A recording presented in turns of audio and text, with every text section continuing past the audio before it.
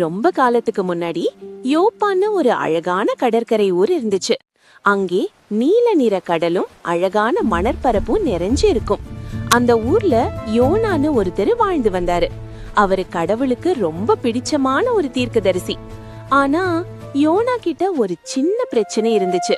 அவரு சில நேரத்துல கடவுள் சொல்ற பேச்ச கேட்காம கொஞ்சம் அடம் பிடிக்கிற சுபாவம் கொண்டவரா இருந்தாரு.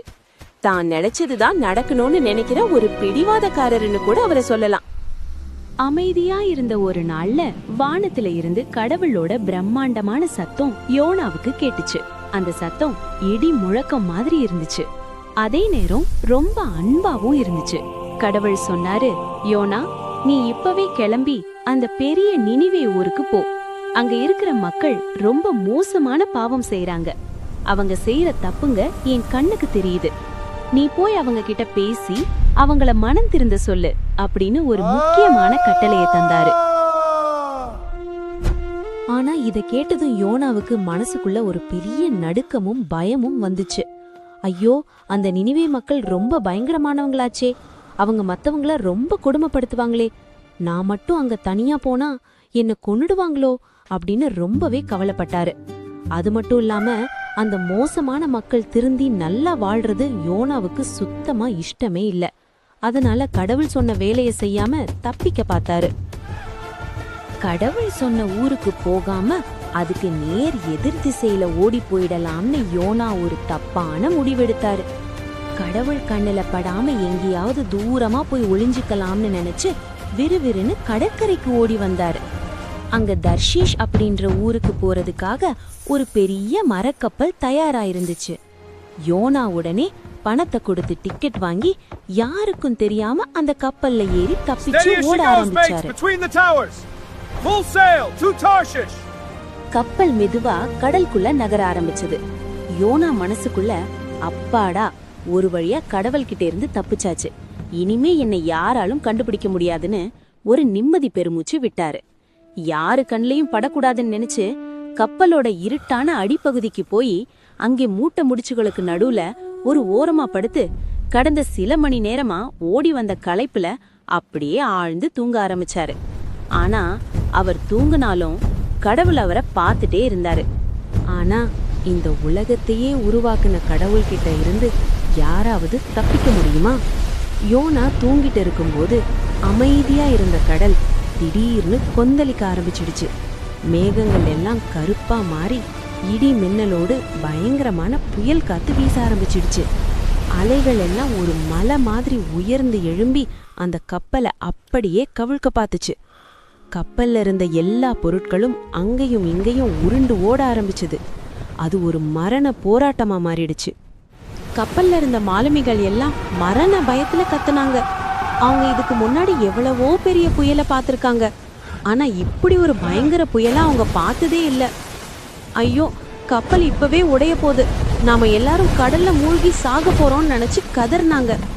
கப்பலோட வெயிட்டை குறைச்சா தப்பிக்கலான்னு நினைச்சு அதுல இருந்த விலை உயர்ந்த பொருட்கள் அப்புறம் மூட்டை முடிச்சுகள் எல்லாம் ஒண்ணு விடாம தூக்கி கடல்ல எறிஞ்சாங்க. ஆனா புயல் குறையவே இல்லை. இந்த இரைச்சலுக்கு நடுவுல கப்பல் தலைவன் வேகமா கீழே ஓடி வந்தாரு. அங்க யோனா இத பத்தி எதுவுமே கவலைப்படாம நிம்மதியா தூங்கிட்டு இருந்ததை பார்த்து அவருக்கு பயங்கர கோபம் வந்துச்சு. டே, என்ன பண்ணிட்டு இருக்கே நீ? சுத்தி இருக்கிற எல்லாம் சாவுக்கு பயந்து கடவுள்களை கூப்பிடுறோம். நீ என்னடான்னா இப்படி கொரட்டை விட்டு தூங்கிட்டு இருக்க? முதல்ல எந்திரிச்சு உன் கடவுளை கூப்பிடு. ஒருவேளை அவர் நம்ம காப்பாத்தினா உண்டு. நான் அவனை பிடிச்சு உழுக்குனாரு. அப்புறம் மாலுமிகள் எல்லாரும் ஒன்னா சேர்ந்து யாரோட சாபத்தினால இந்த ஆபத்து வந்துச்சுன்னு தெரிஞ்சுக்க சீட்டு போட்டு பார்த்தாங்க. ஆச்சரியமா அதுல யோனா பேரே வந்துச்சு. வேற வழியே இல்லாம யோனா மாலுமிகள் முன்னாடி வந்து நின்னாரு. நான் தான் இந்த புயலுக்கு காரணம். வானத்தையும் பூமியையும் உருவாக்குன உண்மையான கடவுளோட பேச்ச கேட்காம தப்பிச்சு வர நான் செஞ்ச தப்புக்கு தான் இப்போ நாம எல்லாரும் கஷ்டப்படுறோம்னு தன் தவற ஒத்துக்கிட்டாரு. யோனா அவங்கிட்ட சொன்னாரு, என்னை தூக்கி இந்த கடல்ல போடுங்க, அப்போதான் இந்த ஆக்ரோஷமான கடல் அடங்கி அமைதியாகும்னு. மாலுமிகள் முதல்ல ரொம்ப தயங்கலாங்க. ஒரு மனுஷனை எப்படி கடல்ல வீசுறதுன்னு பயந்தாங்க. ஆனா புயல் ரொம்ப அதிகமாகி கப்பல் மூழ்கிற நிலைக்கு வந்ததால வேற வழியே இல்லாம கடவுள்கிட்ட மன்னிப்பு கேட்டுட்டு யோனாவை அப்படியே தூக்கி அந்த பெரிய அலைகளுக்கு நடுவுல வீசிட்டாங்க. யோனா ஒரு தூசி மாதிரி அந்த கடலுக்குள்ள தொபுக்கடீர்னு விழுந்தாரு. யோனா கடலுக்குள்ள மெதுவா மூழ்க ஆரம்பிச்சப்போ அவரு சாக போறோம்னு நினைச்சாரு. ஆனா அன்பு நிறைந்த கடவுள் அவரை சாக விடல. அவருக்கு ஒரு பெரிய சர்ப்ரைஸ அங்கே வச்சிருந்தாரு. யோனாவை பத்திரமா காப்பாத்தணுன்றதுக்காக ஆழ்கடல்ல இருந்து ஒரு பிரம்மாண்டமான மலை போல இருக்கிற ஒரு பெரிய திமிங்கலத்தை அங்கே அனுப்பி வச்சாரு. அந்த மீன் கடலுக்குள்ள வேகமா வந்து யோனாவை கண்டுபிடிச்சிச்சு. யோனா பக்கத்துல வந்த அந்த பெரிய திமிங்கலம் மெதுவா தான் வாயை திறந்து கபக்குன்னு யோனாவை அப்படியே முழுங்கிடுச்சு. யோனாவுக்கு ஒரு சின்ன காயம் கூட ஏற்படல. அவர் இப்போ மீனோட வயித்துக்குள்ள ஒரு பெரிய பாதுகாப்பான அறையில இருக்கிற மாதிரி உணர்ந்தாரு. சுத்தி தண்ணி இருந்துச்சுனாலும் கடவுளோட பாதுகாப்பு அவரை சுத்தி ஒரு கவசம் போல இருந்துச்சு. ஒரு பயங்கரமான ஆபத்திலிருந்து ஒரு பெரிய மீன் மூலமா கடவுள் அவரை தப்பு வச்சாரு. அப்படியே அந்த மீன் வயித்துக்குள்ள யோனா 3 பகல் 3 இரவு முழுசா இருந்தாரு. அந்த இருட்டுக்குள்ள அவருக்கு கடவுளை தவிர வேற எதுவுமே ஞாபகத்துக்கு வரல. அந்த நேரத்துல தான் யோனாவுக்கு தான் செஞ்ச தப்பெல்லாம் ஒன்னொன்னா ஞாபகத்துக்கு வந்துச்சு. நான் ஏன் கடவுள் பேச்ச மீறினேன், நான் எவ்ளோ பெரிய தப்பு செஞ்சிட்டேன்னு மனசுக்குள்ள ரொம்பவே வருத்தப்பட்டாரு. கடவுள் அவருக்கு ஒரு பெரிய பாடத்தை கத்து கொடுத்துட்டு இருந்தாரு. அப்ப அந்த கும்மிருட்டுக்குள்ள முட்டி போட்டு கண்ணீரோட யோனா கடவுளை நோக்கி கூப்பிட்டாரு. ஆண்டவரே, ஆழமான இடத்திலிருந்து நான் உங்களை கூப்பிடுறேன், என் குரலை கேளுங்க. நான் தப்பு செஞ்சிட்டேன், என்னை மன்னிச்சிடுங்க. நீங்க சொல்ற நினைவே ஊருக்கே நான் போறேன். நீங்க சொல்ற வேலையை நான் கண்டிப்பா செய்வேன். என் உயிரை காப்பாத்துங்கப்பா அப்படின்னு ரொம்பவே உருக்கமா ஜெபம் பண்ணாரு. அவரோட ஜெபம் கடலுக்கு அடியில இருந்து நேரா கடவுளோட காதுகளுக்கு போய் சேர்ந்துச்சு. யோனா உண்மையாவே தான் தப்ப உணர்ந்து மனசு மாறிட்டாருன்னு கடவுள் பார்த்தாரு. உடனே அந்த பெரிய மீன் கிட்ட கடவுள் அவனை பத்திரமா கரையில கொண்டு போய் விட்டுருன்னு பேசினாரு. கடவுள் சொன்ன பேச்ச அந்த பெரிய திமிங்கலமும் அப்படியே கேட்டுச்சு. மெதுவா நீந்தி யோனாவை தரையில பத்திரமா விடுறதுக்காக கடற்கரையை நோக்கி நகர ஆரம்பிச்சுது.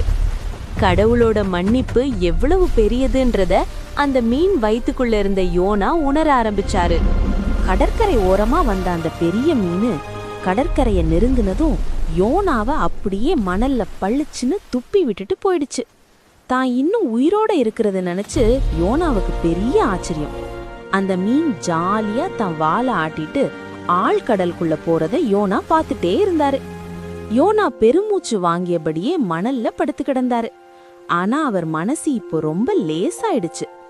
இந்த தடவை யோனா ஒரு நிமிஷம் கூட தாமதிக்கல. உடனே மணல்ல இருந்து எந்திரிச்சு தான் ட்ரெஸ்ல ஒட்டி இருந்த மண்ணை தட்டி விட்டுட்டு நினிவே ஊருக்கு வேகமா நடக்க ஆரம்பிச்சாரு.